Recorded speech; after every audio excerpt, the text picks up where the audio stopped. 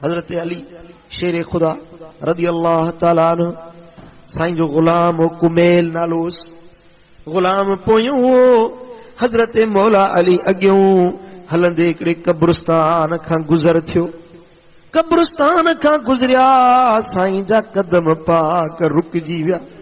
हजरत हैदर करार उन्हें कब्रुन दे निहारे फरमाइन था, ओ कब्रुन वारो, ओ कब्रुन वारो, ॾियो त ख़बर तव्हां जो कब्रुन में हाल कहिड़ो आ, छा गुज़री छा वयो वापरियो। ए कब्रुन वारा का कब्र जी ॻाल्हि त मूंखे करे ॿुधायो। हिकिड़ी कब्र मां आवाज़ आयो, ओ सुहिणा अली, ओ प्यारा अली, हेॾों जी ख़बर असीं था तोखे ॿुधायूं, एॾों जी ख़बर तूं ॿुधाए त असांजे मरण खां पोइ असांजे घरनि जो हाल कहिड़ो आहे, असांजे बच्चनि जो हाल कहिड़ो आहे, असांजे घरनि में छा वयो वापरियो आहे, एॾों जी ख़बर तूं ॿुधा, हितों जी ख़बर असीं था ॿुधायूं।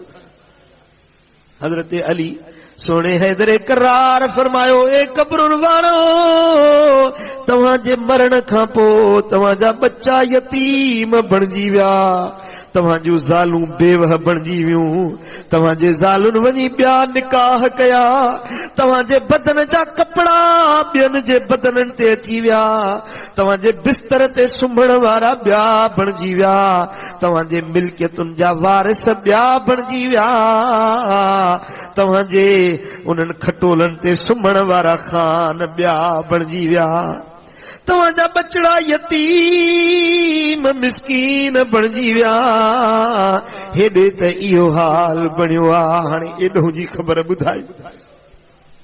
कब्र मां आवाज़ आयो, अली, ओ सोना अली, हिते त पुछाणो सॼो अमलनि जो आहे। अली जन जा अमल सुठा हुया उन्हनि जूं कब्रूं जन्नत जा बागीचा बणजी वियूं, उन्हनि जे नेमतूं आहिनि, उन्हनि जे कब्रुनि में राहतूं ऐं फरहतूं आहिनि। ए अली, उन्हनि खे ओॾों वारनि घरनि खां हिते कुशादा घर मिलिया आहिनि, ओॾों वारी ज़ाल खां हिते भलियूं हूरूं मिलियूं, ओॾों वारे नेमतुनि खां हिते वधीक भलियूं ऐं पायदार नेमतूं मिलियूं आहिनि।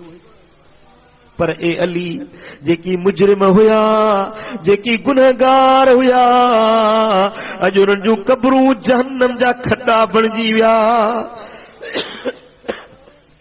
ए अली, उन्हनि जा जिस्म कब्र में सुजी पिया, फाटी पिया, उहे उन्हनि जूं सोहणियूं सोहणियूं अखियूं जन में कजल ऐं सुरमा पाईंदा हुया, अॼु उन्हनि सोहणियुनि अखियुनि में किवलियुनि ऐं माकोड़नि जा काफ़िला हलनि था पिया, उन्हनि जे नक मझां गंद ऐं पूए हली रहियो आहे, उन्हनि जे साॼे खाॿे दोज़ख जी बाहि भड़काई वई आहे। ए अली, जन जा अमल बुछड़ा हुया उन्हनि जूं कब्रूं जहन्नम जा खड्डा बणजी वियूं आहिनि। अल्लाह अल्लाह, जॾहिं इहो आवाज़ मुंहिंजे सोणे अली ॿुधो, एतिरो रुना जो साईं जी सुहारी मुबारक लुड़कनि में आली बणजी वई।